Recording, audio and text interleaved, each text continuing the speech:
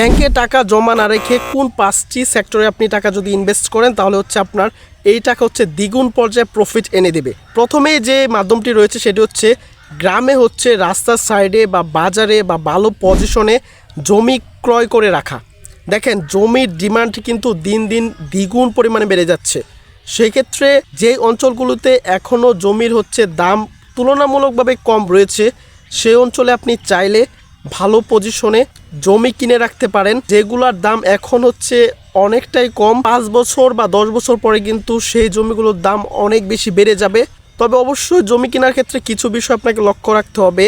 জমির কাগজপাতি বা মালিকানা সব ধরনের পেপারস ঠিকঠাক আছে কিনা সব কিছু দেখে দেন হচ্ছে আপনাকে জমি সিলেক্ট করে জমিগুলো ক্রয় করতে হবে। এমনকি আপনার জমি ক্রয় করার পরে আপনি ওই জমির এরিয়া বেঁধে দিবেন বা ওয়াল করে বা যেভাবে হোক জমিটি হচ্ছে আপনার নিজের আয়ত্তে আছে ওইরকম একটি সাইনবোর্ড টাঙিয়ে দিবেন। পরবর্তীতে 2 নম্বরে আপনি চাইলে হচ্ছে গোল্ড কিনে রাখতে পারেন। দেখেন গোল্ডের দাম কিছুদিন আগে আমি যখন ছোট ছিলাম বা 5 থেকে 10 বছরের ছিলাম তখন আমি শুনেছিলাম যে 30-40 হাজার টাকা বড়ি। এখন হচ্ছে স্টেপ বাই স্টেপ সেটা হচ্ছে 50-এ উঠেছে, একটা সময় 1 লাখে উঠেছে। বাট রিসেন্ট যে ঘটনা ঘটেছে এই স্বর্ণের বড়ি হচ্ছে আপনার 2 লাখ টাকায় যে পৌঁছেছে। এখন 2 লাখ টাকা যে রয়েছে এটা কিন্তু উচ্চ মূল্য।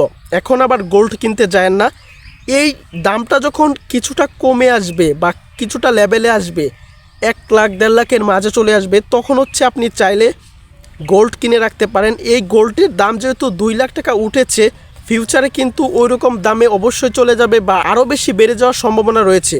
এই গোল্ড কিনে রেখে বা স্টক করে যে বিজনেসটি এটি কিন্তু হিউজ পরিমাণ আপনাকে প্রফিট দেবে। 3 নম্বরে যে বিজনেস আইডিয়াটি রয়েছে সেটি হচ্ছে খামার স্থাপন। দিন যাচ্ছে মাছ মাংসের কিন্তু প্রচুর ডিমান্ড হচ্ছে, এটা বেড়েই চলেছে, এমনকি সামনে আরও বাড়বে।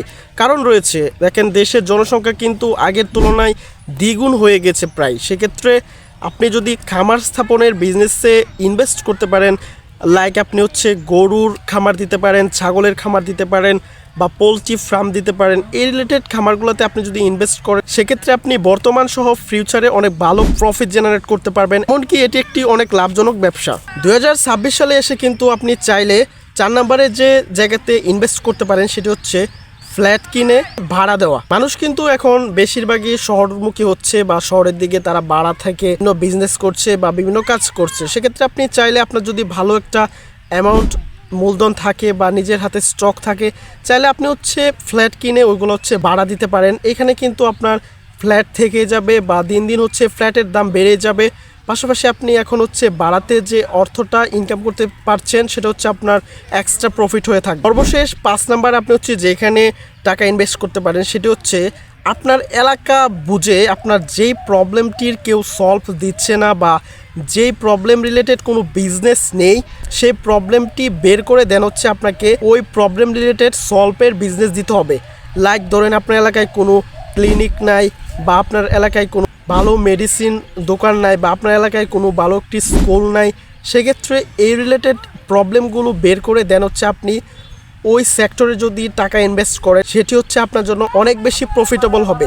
এই ছিল আজকের ব্যাংকে টাকা না রেখে যে 5টি সেক্টরে আপনি টাকা রেখে হিউজ প্রফিট জেনারেট করতে পারবেন। অবশ্যই ভিডিওতে একটি লাইক প্রদান করে চ্যানেলের সাথেই থাকবেন। ধন্যবাদ।